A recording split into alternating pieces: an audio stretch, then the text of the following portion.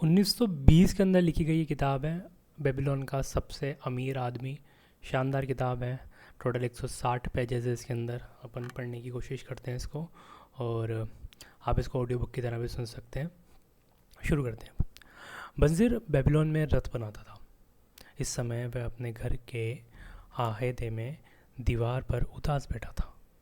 वह अपने खस्ता हाल घर और आंगन को उदासी से देख रहा था। आंगन में एक रथ अधूरा पड़ा था। बंजीर की पत्नी बार बार घर के बाहरी दरवाजे पर आकर झांक रही थी। अपनी पत्नी के देखने के अंदाज से वह समझ गया था कि घर में खाने को कुछ नहीं है और उसे जल्दी से रथ पूरा कर लेना चाहिए। वह जानता था कि इस समय उसे हाथ पर हाथ धरकर बैठने के बजाय हथौड़ा चलाना चाहिए, कुल्हाड़ी से काट छाँट करनी चाहिए, पॉलिश और पेंट करना चाहिए, पहिए के रिम पर चमड़ा चढ़ाना चाहिए और रथ को ग्राहक तक पहुंचाना चाहिए ताकि उसे अमीर ग्राहक से पैसे मिल सकें। बहरहाल सुगठित और मांसल देह वाला बंजीर दीवार पर अलसाए अंदाज में बैठा रहा। उसका दिमाग बहुत मंद गति से काम कर रहा था। कुछ समय से उसके मन में ऐसी उलझन थी जिससे का उसके पास जवाब नहीं मिल रहा था। यूफ्रेटिस नदी की इस घाटी में सूरज आमतौर पर शोले बरसाता था। आज भी यह निर्मता शोलों से बरसा रही थी। इस वजह से बंजीर की ये भौं पर पसीना मोती की तरह झलक आए थे। वह बहकर उसके सीने के बाल में गुम हो गए। दूर उसे सम्राट के महल के बाहरी ऊंची दीवार दिखाई दे रही थी। पास में नीले आसमान को छूती बेल मंदिर की मीनारें थी। इतनी भव्यता की छाया में उसका छोटा सा घर था। उसके आसपास कई और लोगों का घर भी थे जिनकी हालत उसके घर से भी ज़्यादा ख़राब थी। बेबीलोन का यही माहौल था। यहाँ भव्य और मालिनता साथ साथ रहती थी। यहाँ प्रचुर दौलत और बेहद गरीब भी पास पास रहती थी। अमीर और गरीब दोनों तरह के लोग शहर की सुरक्षात्मक दीवारों के भीतर बिना किसी योजना या व्यवस्था के साथ साथ रहते थे। बंजीर के पीछे अमीरों के रथ का शोर हो रहा था ताकि जूते पहने व्यापारी और नंगे पे चल रहे भिखारी रास्ते से हट जाए। बहरहाल जब पानी लाने वाले गुलाम सड़क पर नजर आते थे तो उन्हें रास्ता देने के लिए अमीरों के रथ नालियों की तरफ हट जाते थे। वे ऐसा इसलिए करते थे क्योंकि ये गुलाम सम्राट के काम कर रहे थे। इन सभी की पीठ पर पानी की भारी मशकें लदी थी जो हैंगिंग गार्डन में डालने के लिए ले जाई जा रही थी। बंजीर अपनी समस्या पर सोच विचार करने में इतना खोया हुआ था कि उसके व्यस्त शहर के कोलाहल को ना तो सुना ना ही उसकी तरफ ध्यान दिया। उसकी तंद्रा तभी टूटी जब उसे एक परिचित वाद्ययंत्र की ताने सुनाई दी। उसने पलटकर देखा कि उसका सबसे पक्का दोस्त कोबी पास में खड़ा था। कोबी संगीतकार था और इस समय उसका संवेदनशील चेहरा मुस्कुरा रहा था।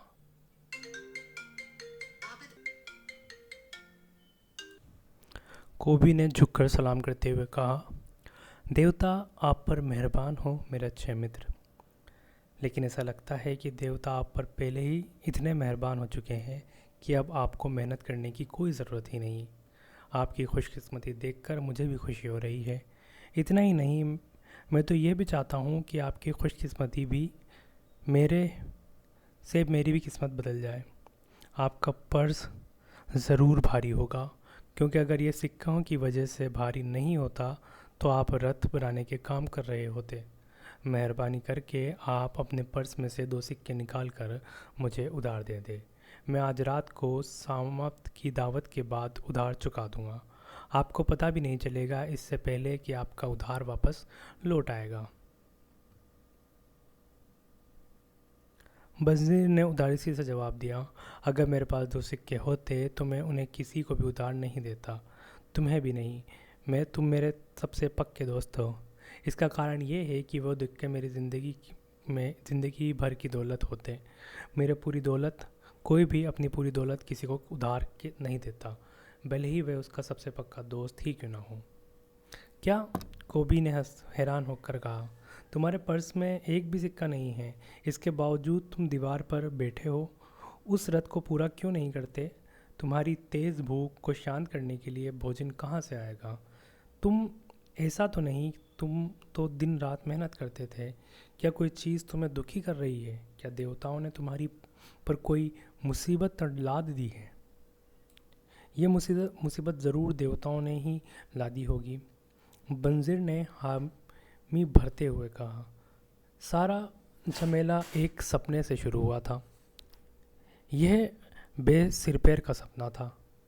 इसमें मैंने देखा कि अमीर बन गया हूँ। मेरे बेल्ट से खनकते सिक्के भरा पर्स लटक रहा है और मैं भिखारियों की तरफ लापरवाही से सिक्के उछाले जा रहा हूँ। मैं चांदी के सिक्के से अपनी पत्नी के लिए वस्त्र और अपने लिए मनचाही चीज़ें खरीद रहा था। मेरे पास सोने के सिक्के भी थे, इसलिए मैं भविष्य को लेकर आश्वस्त था और मुझे चांदी के सिक्के खर्च करने का कोई डर नहीं लग रहा था। मैं बहुत ही संतुष्ट और सुखी महसूस कर रहा था। मुझे देखकर तुम ये नहीं कह सकते थे कि मैं तुम्हारा वही मेहनती मित्र हूँ। तुम मेरी पत्नी को भी नहीं पहचान सकते थे, क्योंकि उसके खुशी से दमकते चेहरे पर छुरियों का नामो निशान न था। वह एक बार फिर से उतनी ही सुंदर और खुश मिजाज लग रही थी जितनी हमारी शादी के समय लगती थी। कोबी ने कहा, सचमुच बहुत बढ़िया सपना था, परंतु इतने अच्छे सपने की वजह से तुम दुखी होकर दीवार पर क्यों बैठे हो? क्योंकि जागने पर मैंने देखा कि मेरा पर्स खाली था। मेरे अंदर विद्रोह की भावना सुलगने लगी। आओ हम इसके बारे में विस्तार से बात करें, क्योंकि जैसा समुद्री यात्री कहते हैं हम एक ही नाव पर सवार हैं। बचपन में हम दोनों ने धर्म गुरुओं के साथ एक शिक्षा हासिल की। किशोरावस्था में हमने साथ साथ मौज मस्ती की। बड़े होने पर साथ साथ हम दोनों गहरे मित्र बन गए। हमें संतुष्ट लोगों की तरह रहते थे। दिन रात मेहनत करने और अपनी पूरी कमाई खर्च करने के बावजूद हम संतुष्ट रहे हैं। इतने सालों में हमने बहुत पैसा कमाया, परंतु हमने कभी दौलत की खुशी का ज़रा भी एहसास नहीं हुआ। इसके लिए हमें सपनों का सहारा लेना पड़ता है। अब मेरे मन में यह विचार आता है कि क्या हम गूंगी भेड़ों जितने मूर्ख हैं? हम दुनिया के सबसे अमीर शहर में रहते हैं। यात्री कहते हैं कि इतनी दौलत दुनिया में और कहीं नहीं है। हमारे आसपास बेशुमार दौलत बिखरी पड़ी है, परंतु हमारे पास कुछ ही भी नहीं है। मेरे प्यारे दोस्त, आधी ज़िंदगी कड़ी मेहनत करने के बाद भी तुम्हारा पर्स खाली है और तुम मुझसे कहते हो मेहरबानी करके आप अपने पर्स में से 2 सिक्के निकाल कर मुझे उधार दे दें। आज रात को मैं सामंत की दावत के बाद उधार चुका दूंगा। इसका मैं क्या जवाब देता हूँ? मैं कहता हूँ कि यह रहा मेरा पर्स, इसमें से जितने सिक्के चाहो खुशी खुशी निकाल लो। नहीं, इसकी बजाय मैं कहता हूँ कि मेरे पर्स भी तुम्हारे पर्स की तरह खाली है। आखिर इसकी क्या वजह है? हमारे पास धन टिकता क्यों नहीं है? हमें संपत्ति क्यों नहीं जोड़ पाते? हम इतना ही क्यों कमा पाते हैं ताकि हम जिंदा रह सकें और हमारे भोजन तथा वस्त्रों की मूलभूत ज़रूरतें ही पूरी हो सकें? बंजिर ने कहा, और इस बारे में भी सोचता हूँ कि हमारे बेटे भी हमारे ही पद चिन्हों पर चल रहे हैं। क्या वे उनके पुत्र भी इनके इस सोने की नगरी में हमारी तरह गरीब रहेंगे? क्या उन्हें भी बकरी के दूध और दलिए से पेट भरना पड़ेगा? कोबी ने हैरान होकर कहा। बंजर, हमारी दोस्ती का इतने साल हो चुके हैं, परंतु तुमने पहले कभी ऐसी बातें नहीं की। अब तक मैंने इस तरह से सोचा ही नहीं। सुबह होते ही मैं काम में जुट जाता था और अंधेरा होने तक जुटा रहता था। मैंने अपनी मेहनत से दुनिया की सबसे शानदार रथ तैयार किए। मुझे आशा है कि वो मेरे बेहतरीन काम को देखकर देवता किसी दिन खुश होंगे और मुझे अमीर बनने का आशीर्वाद देंगे, परंतु देवताओं ने ऐसा कभी नहीं किया। अब मुझे एहसास हो चुका है कि वो ऐसा करेंगे भी नहीं, इसलिए मेरा दिल उदास है। मैं अमीर बनना चाहता हूँ। मैं चाहता हूँ कि मेरे पास ज़मीन हो, मवेशी हो, सुंदर कपड़े हों और सिक्कों से भरा हुआ पर्स हो। इन चीज़ों को पाने के लिए मैं डटकर मेहनत करने को तैयार हूँ। इन चीज़ों को पाने के लिए मैं अपना पूरी योग्यताओं और क्षमताओं से मेहनत करने को तैयार हूँ, परंतु मैं यह भी चाहता हूँ कि मेरी मेहनत का मुझे उचित पुरस्कार मिले। मैं एक बार फिर तुमसे पूछता हूँ, आखिर बात क्या है? दुनिया में इतनी सारी अच्छी चीज़ें हैं, परंतु वह हमें क्यों नहीं मिलती? हमारे पास इतना पैसा क्यों नहीं है कि हम अपनी मनचाही चीज़ें खरीद सकें? कोबी ने जवाब दिया, काश मुझे इस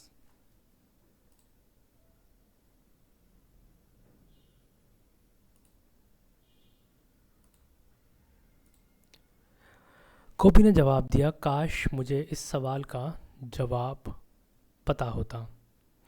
मैं भी उतना असंतुष्ट हूँ जितने तुम। संगीत बजाकर मैं जितना कमाता हूँ तत्काल खर्च हो जाता है। मेरे परिवार को भूखे मरने की नौबत ना आए, मुझे अक्सर यही योजना बनानी पड़ती है। मेरे दिल का एक प्रबल इच्छा बहुत समय से है। मैं एक ऐसा वाद्य यंत्र खरीदना चाहता हूँ जिससे मैं अपने मन की तैर रही संगीत की धुनी को सचमुच बाहर निकाल सकूं। ऐसा वाद्य यंत्र खरीदने के बाद मैं इतनी बेहतरीन संगीत बजा सकता हूँ जो सम्राट को ने भी कभी नहीं सुना होगा। इस तरह का वाद्य यंत्र तुम्हारे पास होना चाहिए। बेबीलोन में तुम्हें से ज़्यादा मधुर संगीत कोई नहीं बजा सकता। न सिर्फ सम्राट बल्कि देवता भी खुश होंगे। परंतु तुम उसे खरीदोगे कैसे? हम दोनों तो सम्राट के गुलामों जितने गरीब हैं। घंटी की आवाज़ सुन रहे हो? वह देखो, सम्राट के गुलाम आ गए। उसने पसीने पसीना हो रहे अधनंगे भिश्तियों को देखा जो नदी से पानी ला रहे थे और सकड़ी सड़क पर बोझ लाद कर चल रहे थे। 5 गुलाम एक साथ चल रहे थे और हर एक की पीठ पर पानी की भारी मशक का बोझ लदा था। जो आदमी सबसे आगे चल रहा था उसका शरीर कितना सुगठित है। कोबी ने सबसे आगे घंटी लेकर चलने वाले व्यक्ति की तरफ इशारा किया जिसकी पीठ पर मशक नहीं थी। साफ नज़र आता है कि वह अपने देश में प्रतिष्ठित आदमी रहा होगा। बंजिर ने सहमत होते हुए जवाब दिया, इन गुलामों में ज़्यादातर लोग हमारी तरह हैं, लंबे हैं और गोरे हैं। लंबे और गोरे गुलाम उत्तरी देशों के हैं, हसमुख अश्वेत दक्षिण के हैं और नाटे भूरे गुलाम आसपास के देशों के हैं। सभी गुलाम एक साथ नदी के से बगीचे तक और बगीचे से नदी तक आते जाते हैं। ये लोग दिन भर साल भर यही काम करते हैं। उनका जीवन में कोई सुख नहीं है, ना ही सुख मिलने की ज़रा भी आशा है। वे भूसे से बिस्तर पर सोते हैं, घटिया अनाज का दलिया खाते हैं। बेचारे गुलाम पर तरस खाओ को भी। मुझे भी उन पर तरस आता है, परंतु तुम्हारी बातें से मैं समझ गया हूँ कि हमारी हालत भी उन्हीं जैसी है। हालांकि पहले मैं खुद को स्वतंत्र मानता था। ये सच है कोबी, हालांकि ये विचार सुखद नहीं है। हम यह नहीं चाहते कि हम भी हर दिन हर साल गुलामों जैसी ज़िंदगी जिएं। काम करना, काम करना, काम करना और इसके बाद भी कोई प्रगति नहीं, कोई तरक्की नहीं। कोबी ने पूछा, क्या हम ये नहीं पता कोबी ने पूछा, क्या हम ये पता नहीं लगा सकते कि अमीर लोग अमीर कैसे बनते हैं? इसके बाद शायद वह उसी तरफ पर चलकर अमीर बन सकते हैं। अगर कोई व्यक्ति दौलत का रहस्य जानता हो और वह हमें बता दे कि शायद हम भी उस रहस्य को सीख सकते हैं। बंजिर ने सोचते हुए जवाब दिया।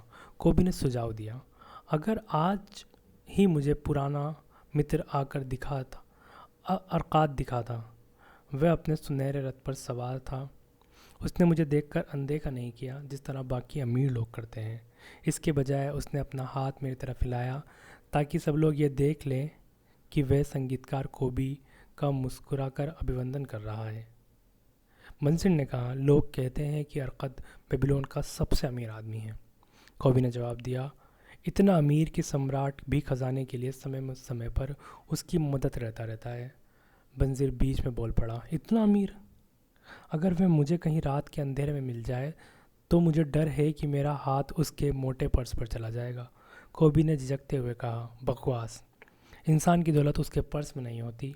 अगर पर्स में लगातार धन ना आए तो मोटे से मोटा पर्स भी जल्दी खाली हो जाएगा।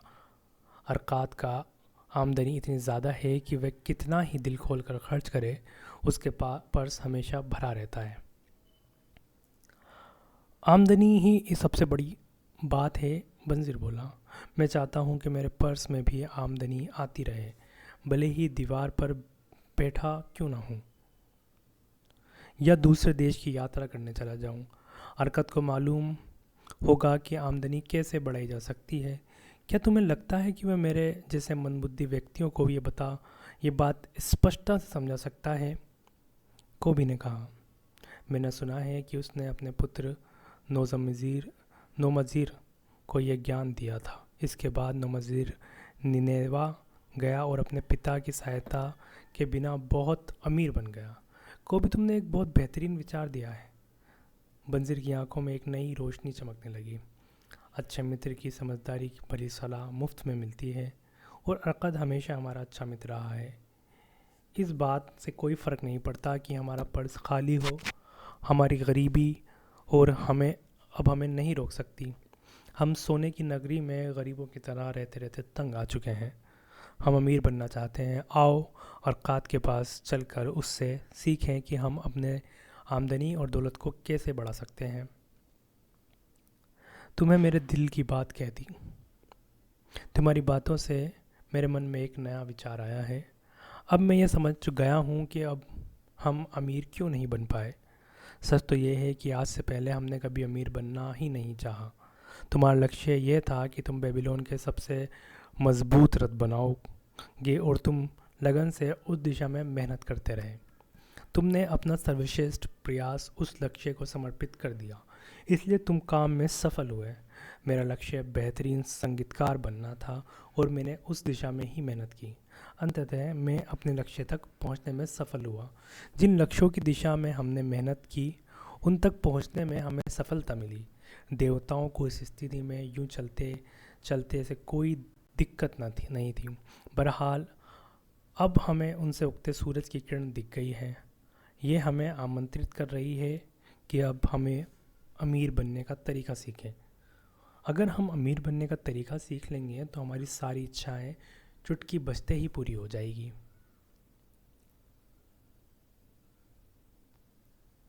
बंजीर ने आग्रह किया, आज हम अरकत के पास चलते हैं। इसके अलावा हम अपने बचपन के उन दोस्तों को भी ले चलेंगे जिनका हाल भी हमारी तरह है। मैं चाहता हूँ कि वे भी अरकत का ज्ञान का लाभ उठाएं। बंजीर, तुम हमेशा अपने मित्रों का बहुत ख्याल रखते हो, इसलिए तुम्हारे इतने सारे मित्र हैं। तुम जैसा कहते हो मैं वैसा ही करेंगे। आज हम चलेंगे, अपने बचपन के मित्रों के साथ भी ले चलेंगे। इसका चैप्टर 1 यहीं पर ही ख़त्म होता है। शानदार चैप्टर था, मुझे लिटरली गूज बम्स आए हैं ये चैप्टर पढ़ते हुए। और अब हम उसका दूसरा चैप्टर पढ़ने वाले हैं, बेबीलोन का सबसे अमीर आदमी। प्राचीन बेबीलोन में भी कभी अरकत नाम का बहुत से अमीर आदमी रहता था। उसकी अपार दौलत के चर्चे दूर दूर तक फैले थे। इसके अलावा उसकी उदारता भी मशहूर थी। वह दिल खोल कर दान देता था और परोपकार के काम करता था। वह अपने परिवार के प्रति भी उदार था। उसके खुले हाथ से खर्च करता था, फिर भी हर साल वह जितना खर्च करता था उसकी दौलत उससे ज़्यादा तेज़ी से बढ़ने लगती थी। उसके बचपन के कुछ मित्र ने उसे एक दिन आकर पूछा, अरकात, तुम हमसे ज़्यादा खुशकिस्मत हो। तुम बेबीलोन के सबसे अमीर आदमी बन गए, जबकि हम मुश्किल से गुजारा कर पा रहे हैं। तुम बेहतरीन कपड़े पहन सकते हो और बेहतरीन भोजन का आनंद ले सकते हो, जबकि हमारा हाल ये है कि हम अपने परिवार को भरपेट भोजन और तंग ढंग से ढकने का कपड़ा मिल जाए तो हमारी खुशी का ठिकाना नहीं रहता। परंतु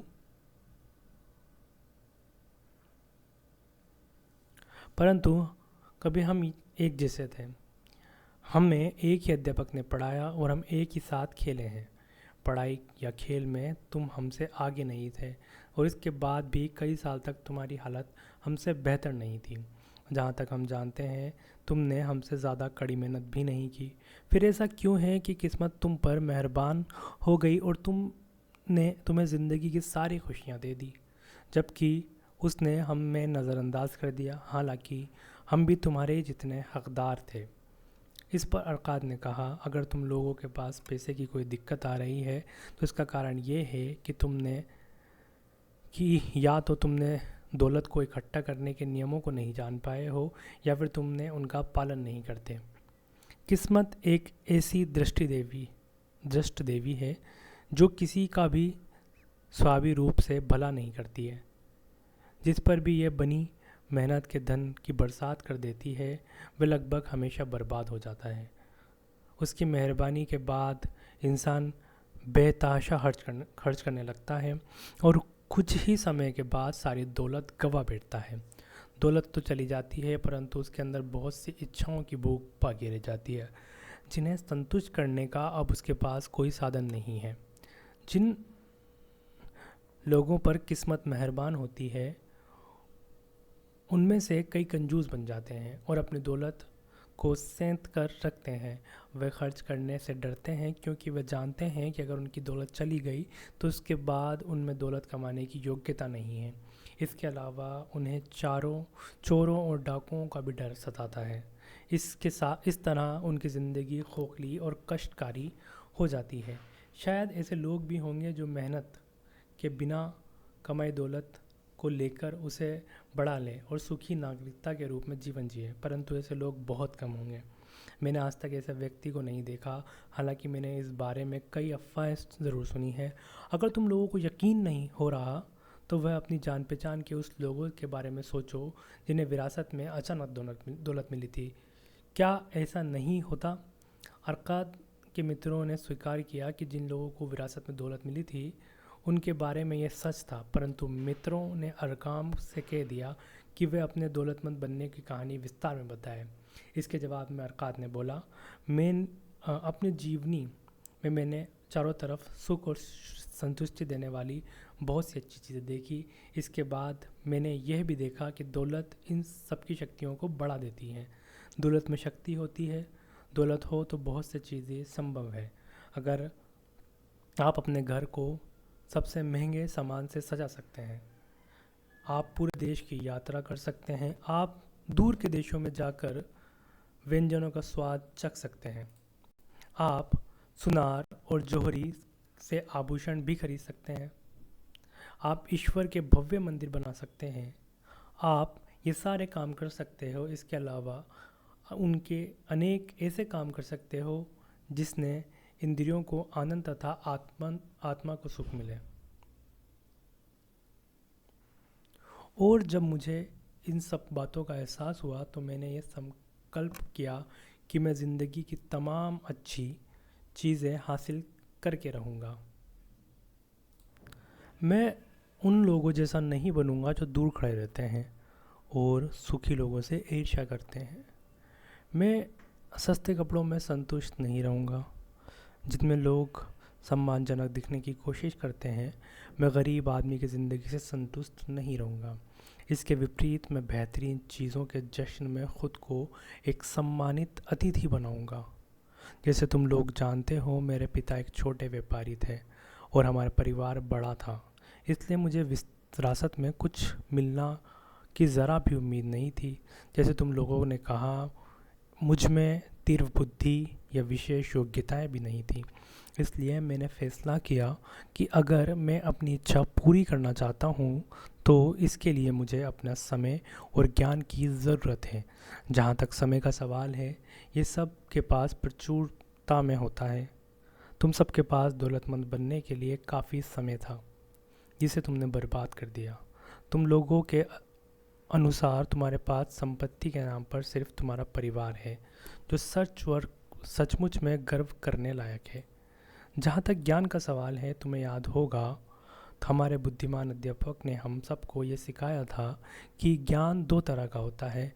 एक तरह का ज्ञान वह होता है जो हमें सीखते और जानते हैं, और दूसरी तरह का ज्ञान ये प्रशिक्षण है कि उस चीज़ का पता कैसे लगाएं जिससे हम नहीं जानते।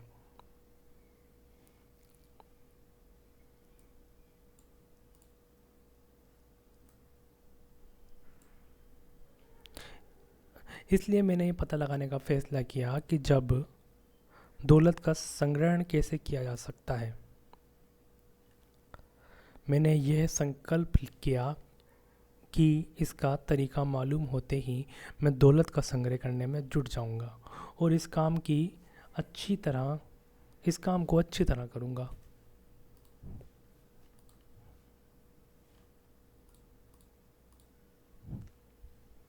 समझदारी इसी में है कि जब तक हम इस दुनिया में हैं तब तक ज़िंदगी का आनंद लें, क्योंकि इस दुनिया से जाने के बाद हमें पर्याप्त दुख मिलेगा। मुझे रिकॉर्ड रूम में नकल नवीन का काम मिल गया। मैं हर दिन कई घंटे तक मातृपद मिट्टी की टैबलेट्स पर मेहनत से लिखता रहा। महीने तक मेहनत करने के बावजूद मैं दौलत के नाम पर कुछ भी इकट्ठा नहीं कर पाया।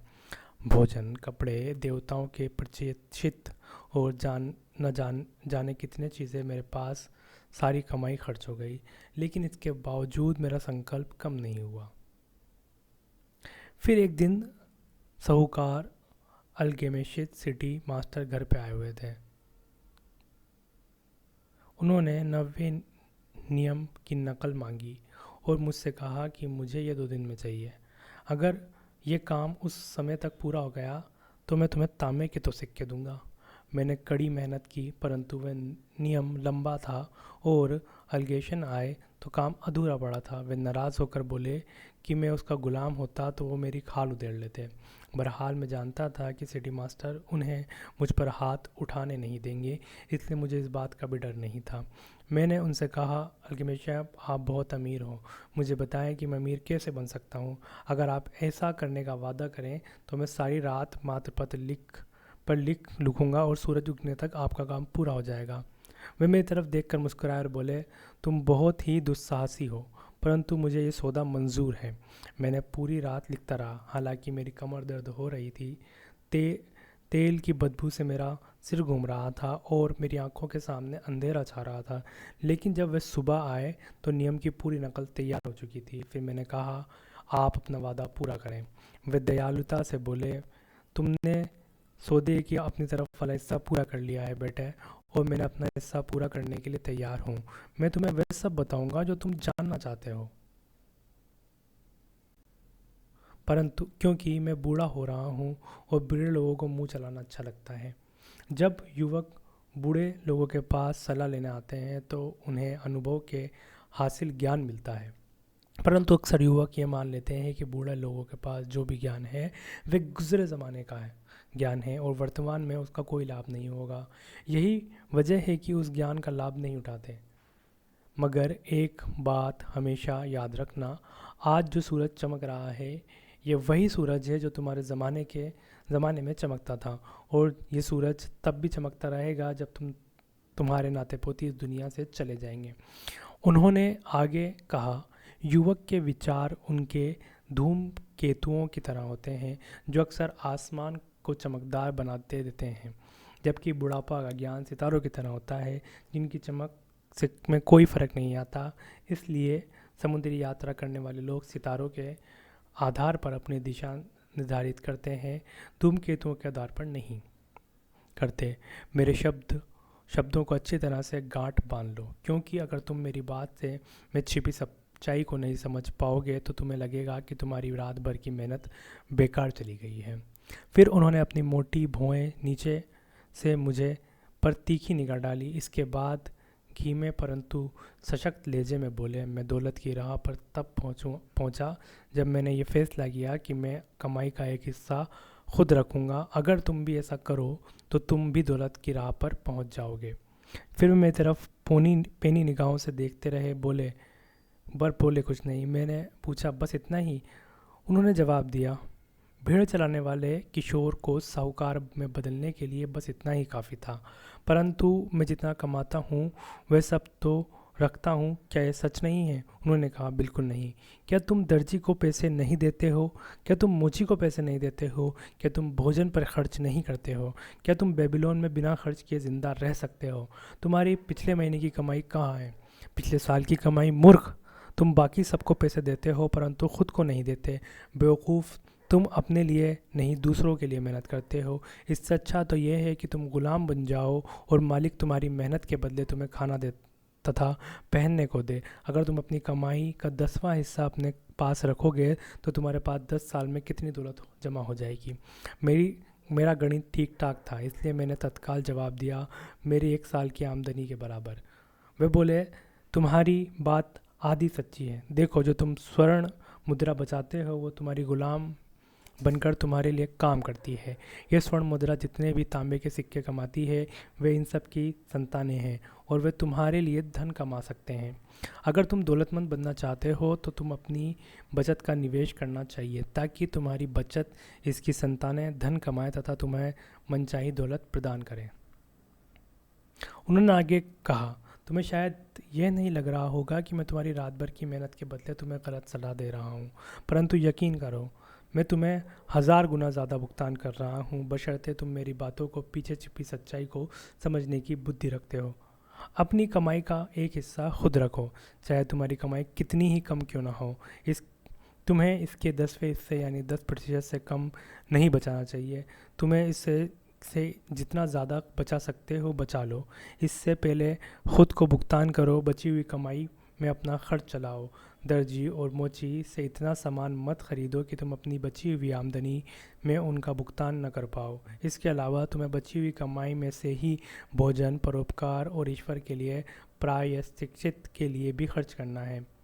पेड़ की तरह ही दौलत एक छोटे से बीज से उगती है। तुम्हारे द्वारा बचाया गया तांबे का पहला सिक्का वह बीज है जिससे तुम्हारी दौलत का पेड़ उगेगा। जितनी जल्दी तुम ये बीज बो दोगे उतना जल्दी ही पेड़ बड़ा होगा। तुम जितनी निष्ठा और निरंतरता के साथ उस पेड़ में अपनी बचत का पानी सींचोगे उतना ही जल्दी तुम उसकी छाया के नीचे आराम कर सकोगे। यह कहकर उन्होंने अपना मातृपद उठाए और चल गए। मैंने उनकी सलाह पर काफ़ी समय तक विचार किया और वह मुझे तर्कपूर्ण लगी, इसलिए मैंने उस पर अमल करने का फैसला किया। जब भी मैं कुछ कमाता था तांबे के 10 सिक्के में से एक निकाल कर अलग रख देता था और अजीब बात यह थी कि मुझे खर्च चलाने के लिए पहले से ज़्यादा दिक्कत भी नहीं हुई। मुझे कोई फ़र्क महसूस नहीं हुआ और मैं अपनी आमदनी के 10वें हिस्से के बिना ही गुजारा करने लगा। धीरे धीरे मेरी बचत का आकार बढ़ने लगा। अपनी बढ़ती बचत को देखकर मेरा मन ललचाता था कि मैं इसे खर्च करके व्यापारियों में से वह अच्छी अच्छी चीज़ें खरीद लूं जो ऊँटों की और जहाज़ों में फिनिशियंस के देश से आती है, परंतु मैंने समझदारी से काम लिया और ऐसा नहीं किया। 1 साल बाद अखिलेश दोबारा आए और उन्होंने मुझसे पूछा, बेटा तुमने पिछले साल जितना कमाया है क्या उसका कम से कम 10वां हिस्सा अपने लिए बचा लिया? मैंने गर्व से जवाब दिया कि हाँ, मैंने ऐसा ही किया। उन्होंने मुस्कुरा कर कहा, यह तो बहुत अच्छी बात है, और मैंने तुम्हें उस पैसों का क्या किया? मैंने इसे ईंट बनवाने का अजमर को दे दिया, जिससे मुझे ये कहा था कि वह पूरे देश की यात्रा करने जा रहा है और वह टायर से मेरे लिए फिरिशद के दुर्लभ रत्न खरीद लाएगा। उसके लौटने के बाद उन रत्नों में से ज़्यादा कीमती पर बेचकर मुनाफा कमाएंगे और मुनाफे को आपस में बांट लेंगे। वे गुर्रा कर बोले, हर मूर्ख अपनी ही गलती से सीखता है, परंतु तुम्हें रत्नों के बारे में ईंट बनाने वाले पर भरोसा क्यों किया? क्या तुम ब्रेड बनाने वाले से ज्योतिषी का भविष्य पूछते हो? नहीं। अगर तुम्हें ज़रा भी बुद्धि होती तो तुम इसके लिए ज्योतिषी के पास जाते हो। तुम्हारी पूरी बचत अब चली गई है बेटे, तुम अपने दौलत के पेड़ को जड़ से उखाड़ दिया है, परंतु तुम इसे दोबारा बो सकते हो। दोबारा कोशिश करो। अगली बार तुम्हें रत्नों के बारे में सलाह की ज़रूरत हो तो जौहरी के पास जाना। अगर तुम भेड़ों के बारे में सच्चाई जानना चाहते हो तो गडरिये के पास जाना। सलाह एक ऐसी चीज़ है जिसे लोग मुफ्त में बांटते हैं, परंतु इसके में सतर्क रहने की ज़रूरत है। वही सलाह मानो जो मानने है योग्य हो। जो व्यक्ति अपनी बचत के बारे में अनुभवहीन व्यक्तियों से सलाह लेता है वह गलत सलाह के कारण अपनी बचत गंवा देता है। इतना कहकर वे चले गए और वे जैसे उन्होंने कहा था वैसा ही हुआ, क्योंकि बदमाश फिनिशियंस के अजमर के रत्नों की तरह दिखने वाले कांच के सस्ते टुकड़े पकड़ा दिए। परंतु जैसा अखिलेश ने मुझे कहा था, मैंने दोबारा अपनी कमाई का 10वां हिस्सा बचाया। अब मेरी बचत करने की आदत पड़ चुकी थी, इसलिए ये काम मुश्किल नहीं था। 1 साल बाद अल्गेमिश फिर से नकलन वीसों के कमरे में आए और मुझसे पूछने लगे, हमारी पिछली मुलाकात के बाद तुमने कितनी तरक्की कर ली है। मैंने जवाब दिया, मैंने खुद को भुगतान किया और अपनी आमदनी का 10वां हिस्सा बचाया। मैंने अपनी बचत ढाल बनाने वाले को कांसा खरीदने के लिए दे दी है और वह मुझे चौथे महीने ब्याज देता है। ये तुमने अच्छा किया, परंतु ये बताओ कि तुम उस ब्याज का क्या करते हो। मैंने बेहतरीन जश्न मनाता हूँ। मैं शहद, बेहतरीन शराब और केक का लत्फ़ उठाता हूँ। मैंने एक लाल जैकेट भी ख़रीदी है और जल्दी इसकी सवारी करने के लिए एक खच्चर भी ख़रीदने वाला हूँ। इस पर अल्गिमेश हंसे। तुम अपनी बचत की संतान खो रहे हो, फिर तुम ये उम्मीद कर सकते हो कि तुम्हें वो काम करेगी, और फिर उनकी संतानें कैसे होंगी तुम्हारे लिए काम कर सकेगी। जब सबसे पहले सिक्के को गुलाम की सेना बनाओ, इसके बाद तुम बिना पछताए बेहतरीन जश्न मना सकते हो। इतना कहकर वो चले गए। इसके बाद मैंने उन्हें 2 साल बाद देखा। बुढ़ापे के कारण उनके चेहरे पर झुर्रियाँ पड़ चुकी थी और उनके कंधे झुक गए थे। उन्होंने मुझसे पूछा, अरकात, क्या तुम वह दौलत मिल चुकी है जिससे तुमने सपने देखा था। मैंने जवाब दिया, उतनी तो नहीं मिली जितनी मैं चाहता था, परंतु मेरे पास कुछ संपत्ति जमा हो गई है। ये संपत्ति ब्याज कमाती है तथा ब्याज और ब्याज कमाता है। क्या तुम अब ईंट बनाने वाले से सलाह लेते हो। मैंने जवाब दिया, ईंटों के बारे में वह अच्छा सलाह देता है। ये सुनकर वो बोले, अरकत, तुम मेरे सबक अच्छी तरह सीख लिए हैं। पहले तो तुमने ये सीखा कि अपनी आमदनी कम खर्चे पर कैसे चलाया जाए, फिर तुमने उन लोगों की सलाह लेना सीखा जो उस क्षेत्र का अनुभव और ज्ञान रखते हैं, और अंत में तुमने ये सीखा कि धन से अपने लिए काम कैसे करवाया जाता है। तुमने ये सीख लिया है कि धन कैसे हासिल किया जाता है, इससे अपने पास कैसे रखा जाता है और इनका प्रयोग कैसे किया जाता है। इसलिए तुम जिम्मेदारी का पद संभालने के योग्य बन चुकी हो। मैं अब बूढ़ा हो रहा हूँ। मेरे पुत्र हमेशा खर्च करने की योजनाएं बनाते रहते हैं और कमाने के बारे में ज़रा भी नहीं सोचते।